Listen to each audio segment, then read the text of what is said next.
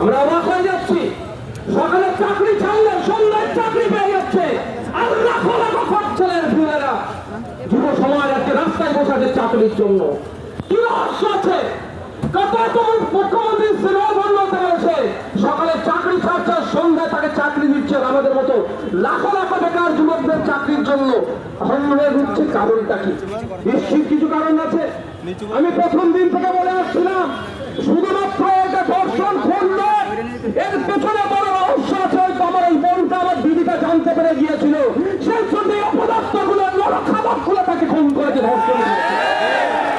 আমরা পিছিয়ে থাকবো না, চুপ করে থাকবো না। আজকে ব্যারিকেড দিয়েছে, আজকে আমরা ব্যারিকেড ভাঙতে আসিনি, কিন্তু যেদিন ব্যারিকেড ভাঙতে আসবো সেই দিন মুখ্যমন্ত্রীকে বুঝিয়ে দেবো। আজকে আমরা ব্যারিকেড ভাঙতে আসি, 163 বাইরে আমরা যাবো না, কিন্তু প্রয়োজনে আমরা 163 ভায়োলেট করবো। তৈরি আছে মানুষের জন্য, তৈরি আছে প্রয়োজনে 163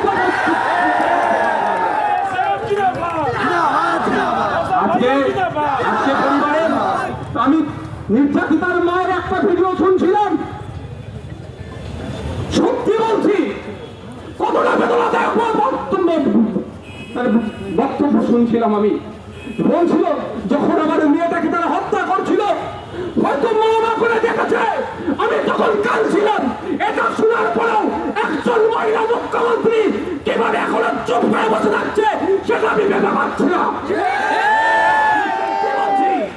আমি শুধু ওই ভিডিওটা ফিল করছিলাম, একটা মায়ের কত কষ্ট আছে।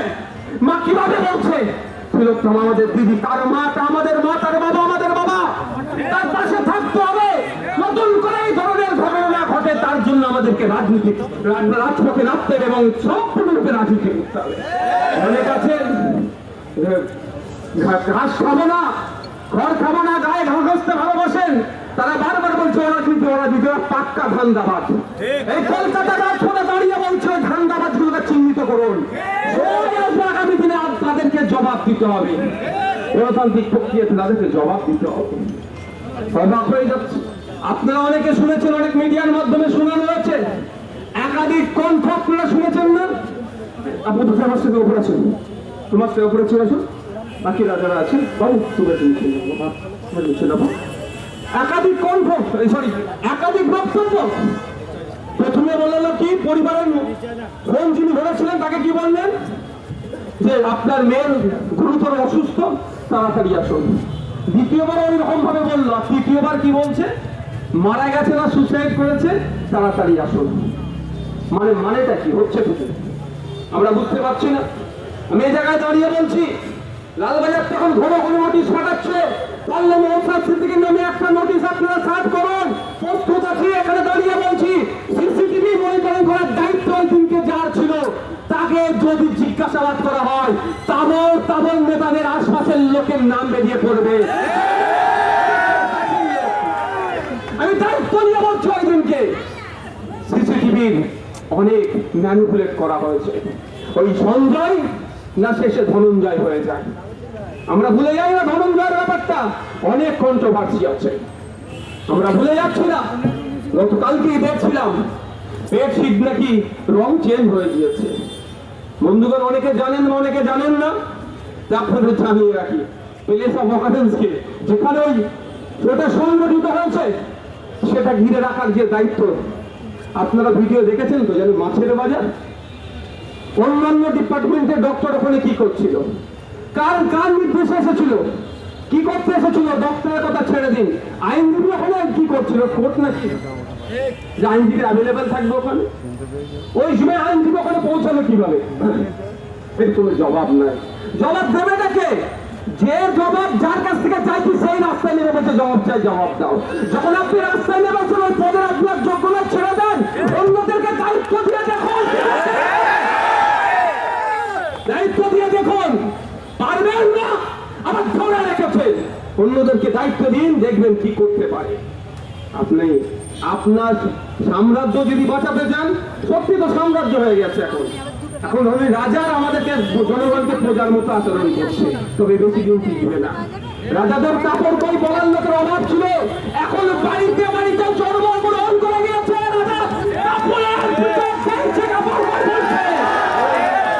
বাড়িতে বাড়িতে হয়ে গিয়েছে। একটা সময় বলার সাহস ছিল না, সেই জন্য অনেক টুটি টিপে ধরা হয়েছে। চাদর যেটা ছিল সেটা সরিয়ে দিয়েছে। আপনারা ভালো করে জানেন, অনেকে জানেন না, জানিয়ে দিচ্ছি, এগুলো ওই তদন্তের জন্য এগুলো গুরুত্বপূর্ণ। আপনারা জানছি খেয়াল আছে আপনাদের হয়তো অনেকের আনিসের কথা, আনিসকে ছাদ থেকে ফেলে মেরে দেওয়া হলো, সেই জায়গাটায় কিন্তু পুলিশ এসে ঘৃণা অনেক পরে তখন এভিডেন্স গুলোকে সর্বনাশ করে দিয়েছে। হাজার হাজার মানুষ হেঁটে চলে গিয়েছে, তারপরে গিয়েছে আর কিচ্ছু ধরতে পারবে না। ঠিক এইভাবে এই মামলাটাকেও শেষ করতে চাইছে। অভিষেক বাবু গতকাল বললেন, গতকালই তো নাকি, অনেক ভালো ভালো ভাষণ দিলেন। এখানে ক্যালকাটা পুলিশের আইবির মাধ্যমে অভিষেক বাবুর কাছে বার্তা পাঠাতে চাই, আপনার লোকসভার মধ্যে যখন ভোট চলছিল একটা ডক্টর সুসাইড করেছিল, তার দাদাও বা ভাই পুলিশে আছে। দুর্ভাগ্যের বিষয়, যারা সুসাইড করতে প্ররোচনা দিয়েছিল তার মধ্যে একজন মহিলা পুলিশ কর্মীও ছিল। কিন্তু দুর্ভাগ্যের বিষয়, আপনার আশপাশে হয়তো কোনো সিএডিএপি এর জন্য সুপারিশের জন্য সেই ভদ্র মহিলার নামটা কাটা গেল কেন? আপনি কোন মঞ্চে থেকে দাঁড়িয়ে কোন মুখে আপনি বৃহত্তমার কথা বলছেন? আপনার বিধান লোকসভার মধ্যে যে ডক্টর সুসাইড করলে এখনো তার পরিবার বিচার পেল না, সুসাইড করতে বাধ্য করিয়েছিল। আমরা ভুলে যাচ্ছি আজকে সিবিআই হাতের কেসটা গিয়েছে বলে এড়িয়ে যাওয়ার চেষ্টা করছে। আমরা ভুলে যাচ্ছি না আনিস খানের ব্যাপার, আমরা ভুলে যাচ্ছি না আবু সিদ্দিকের ঘটনা। আবু সিদ্দিককে যে পুলিশ কর্তারা খুন করলো, এফআইআর যে দুটো পুলিশ কর্তার নাম আছে, তাদেরকে এখনো সাসপেন্ড করলো না কেন? অভিষেক বাবু কি ভুলে যাচ্ছে নাকি? অভিষেক বাবুকে জানিয়ে দিতে চাই, আপনি যদি মনে করেন পুলিশ দিয়ে রাজ্য চালাবো, আপনি যদি মনে করেন সেনাপতি আর আমাদেরকে যদি বলেন কথা মনে করেন, বেশি সময় নাই, সময় ঘুমিয়ে এসেছে, জবাব আপনাকে দেবো। এখন আমরা রাস্তায় নেমেছি, কার গলি কার পা দেবে, কার গলি দিতে হবে সেই জন্য নয়। বাংলার অপমান জনগণ গলিতে গলিতে রাস্তাঘাটে একটাই আওয়াজ শুনছে, জাস্টিস ফর আরজি কর। আমরা সেই লক্ষ্যে নেমেছি। আর যদি বেশি ফোঁস করেন, কাজমনি কাশ্মীর দিয়ে কোথা থেকে নামাতে হয় সেটাও ভালো করে দিতে পারে। আমি যখন আসছিলাম, এমন একটা ছোট্ট বোন স্কুল থেকে সম্ভবত বাড়ি ফিরছিল, আমাকে বললো সির্ফ একই हम लोग का डिमांड है, জাস্টিস চাইয়ে। আজকে ওই কত 12-13-14 বছরের ওই তোমার বাচ্চা বোনটা এসে কারো কথা চোখেতে বলছে, কারণ কি সে আজকে ইনসিকিউর হয়তো ফিল করছে। আমাদের লড়াই হবে, আমাদেরকে লড়তে হবে। আমাদের প্রত্যেকের বাড়ির মহিলা সদস্য আছে, কারো মা আছে, কারো বোন আছে, কারো স্ত্রী আছে, কারো মেয়ে আছে।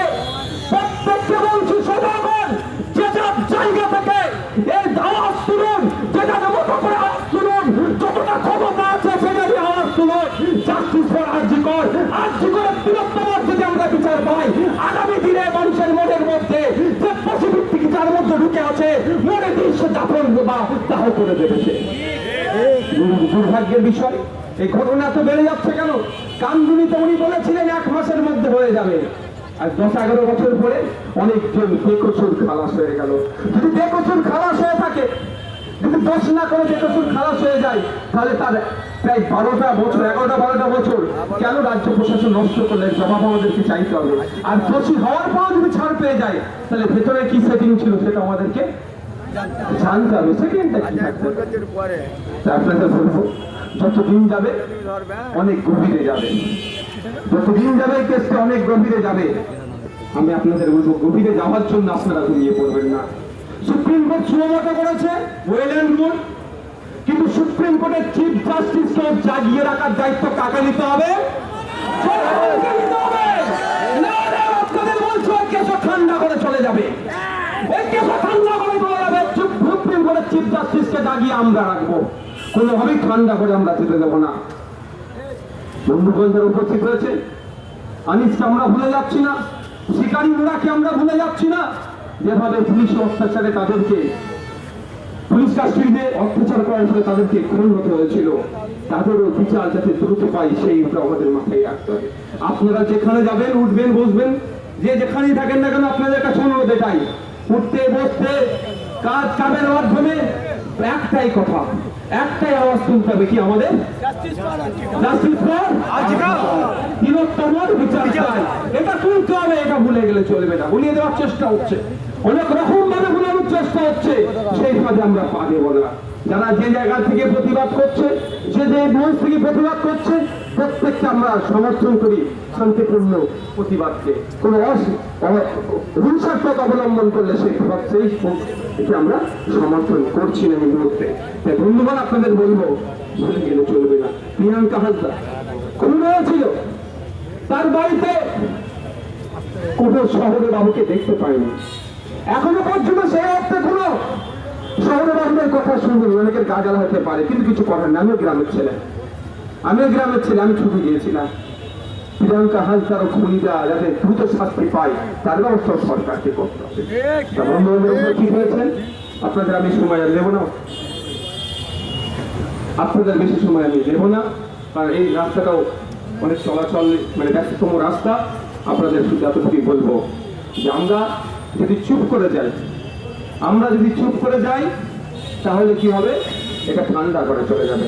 আমরা কোনো মতেই